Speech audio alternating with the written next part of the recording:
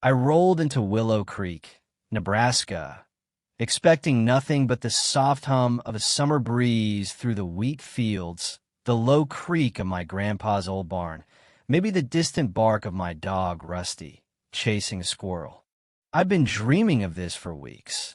Just a quiet escape from the chaos of D.C., where my desk at the Federal Aviation Administration is buried under stacks of flight plans and emergency orders. But the second I pulled up to the farm, my boots crunching on gravel, I knew something was wrong. Real wrong.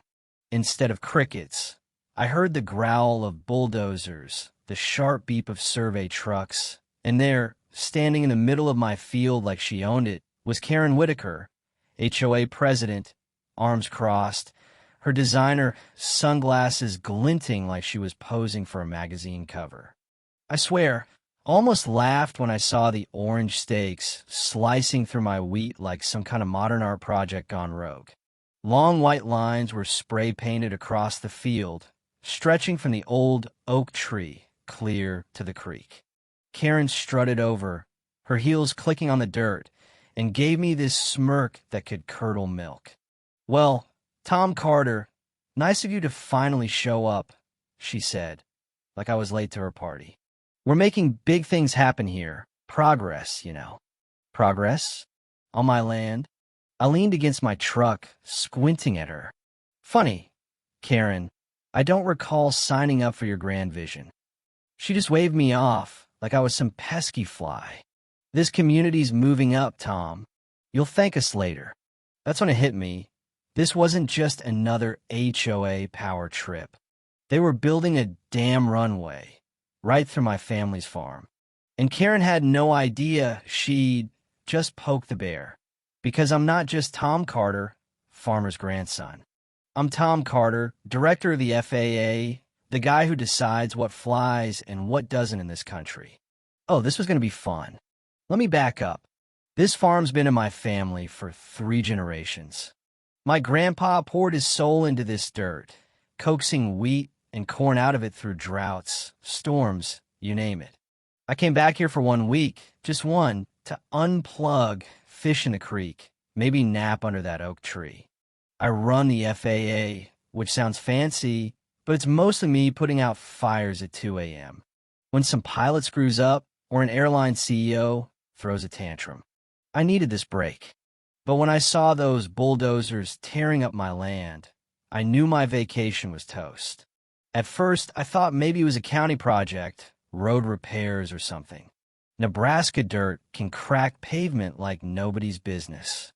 But then I saw the stakes, perfectly spaced, aligned with the wind like someone who knew aviation had drawn the plans. My gut churned. This was HOA nonsense, the kind that makes you want to scream.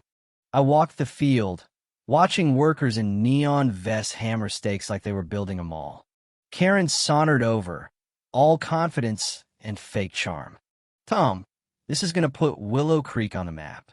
A private airstrip. Think of the property values." I raised an eyebrow. "On my land?" Without asking me. She just laughed like I'd told a cute joke. "The board voted, Tom. Majority rules." I bit my tongue to keep from spilling who I was right then. Instead, I played along, all slow and easy. "Airstrip, huh? What's next, Karen?" "A control tower by my barn." She smirked again, turning to bark orders at her crew like she was directing a Hollywood blockbuster.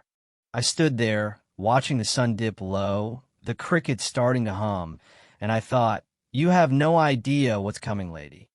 The next few days were like living in a war zone.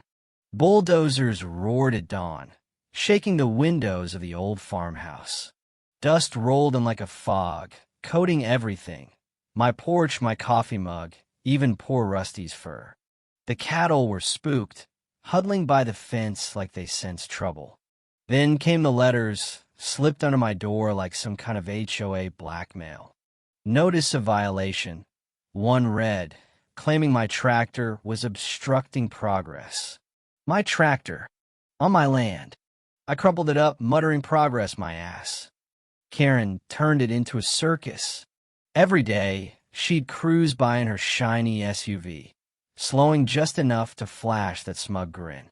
"Still fighting, Tom?" she called out like we were playing chess. One morning, I found a sign staked to the edge of my property. Willow Creek Private Airstrip. Opening soon. I ripped it out and tossed it in my truck, but the image stuck with me. She wasn't just building. She was selling this pipe dream. Probably pocketing cash from starry-eyed neighbors who thought they'd be sipping martinis while private jets landed next door.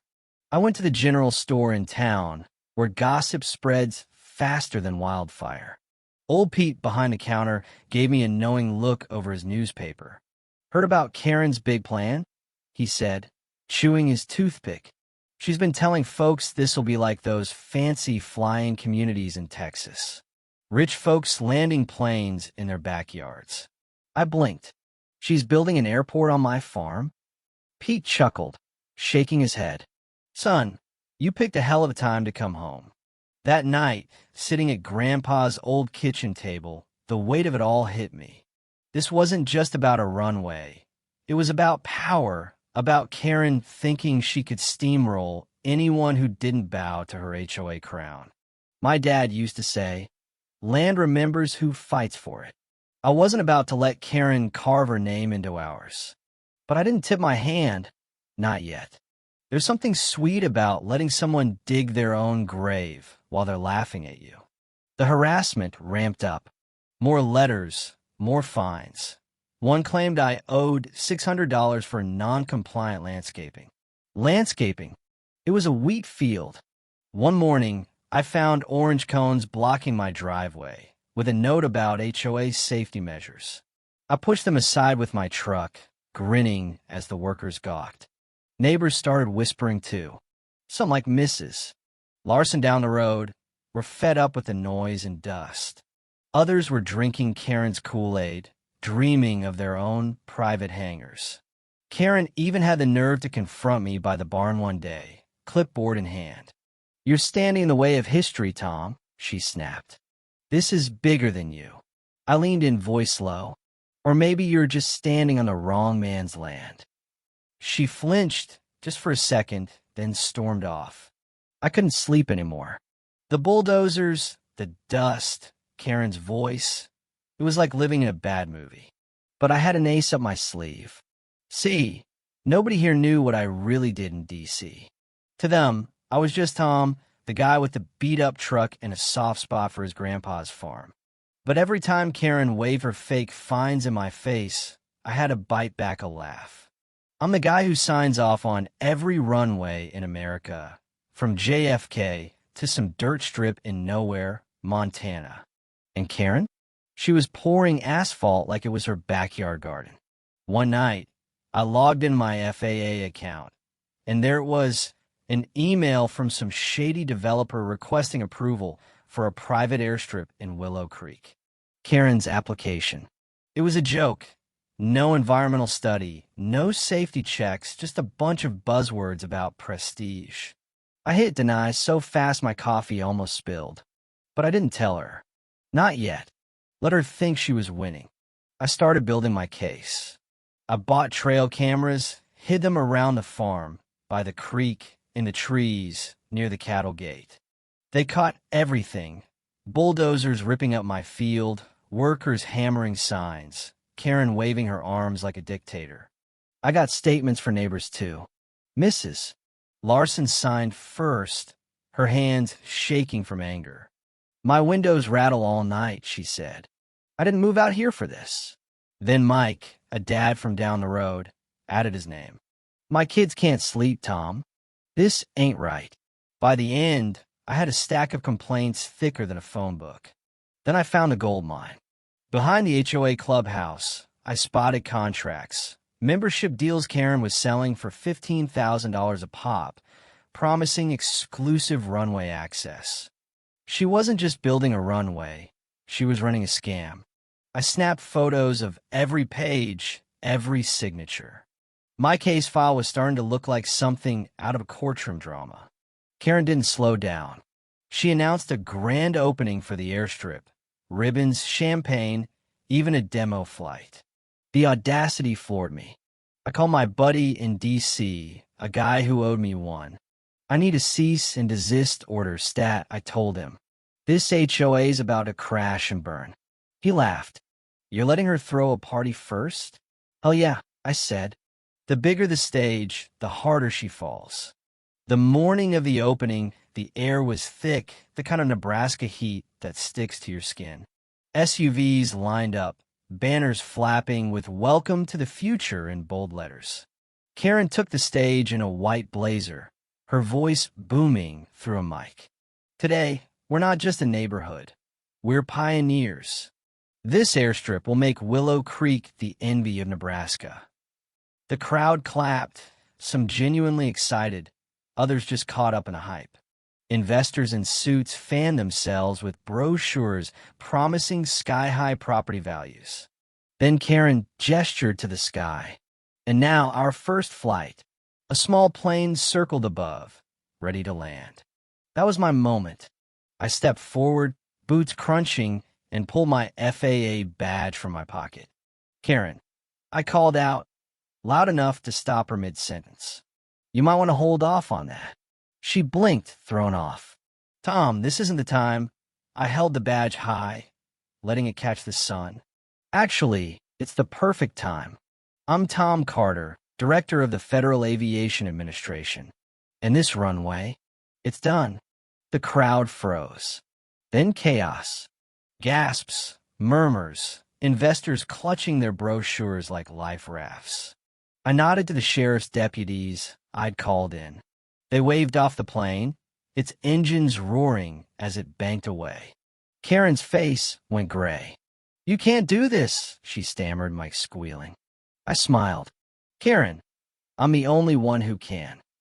I handed her the cease and desist order, the FAA seal glaring in black ink. This runway's illegal. No permits, no approvals, just a big fat violation of federal law. The crowd erupted.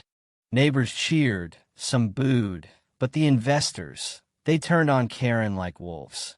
You said this was approved, one shouted, waving a contract.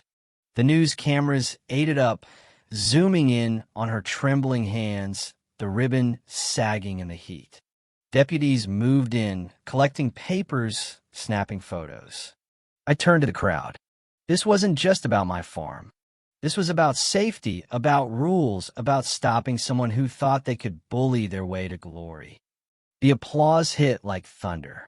Karen tried to save face, muttering about misunderstandings, but the sheriff cut her off. Ma'am, we need you at the station.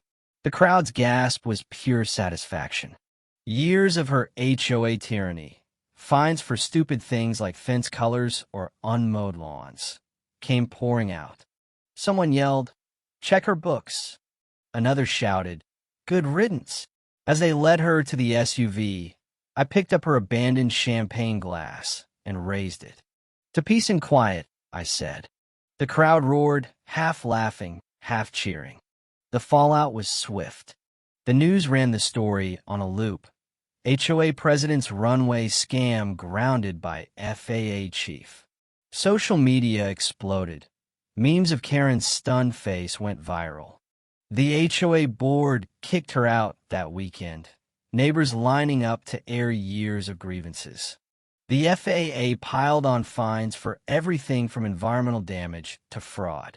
Demolition crews tore up the asphalt, leaving my field scarred but healing. Mrs. Larson brought me a pie. Mike helped fix the fence, and even old Pete tipped his hat. Nice work, son. You clipped her wings. Sitting on the porch that night, rusty at my feet, I watched the sun sink over the wheat.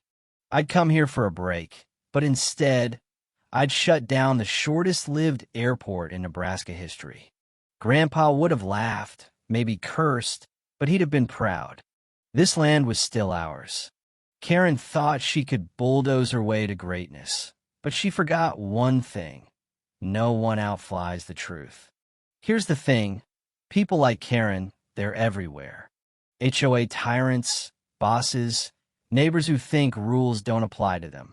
They push and push, betting you'll back down. So, Tell me in the comments, ever dealt with a Karen Whitaker in your life? How'd you handle it? Was it worth the fight, or did it cost you more than you expected?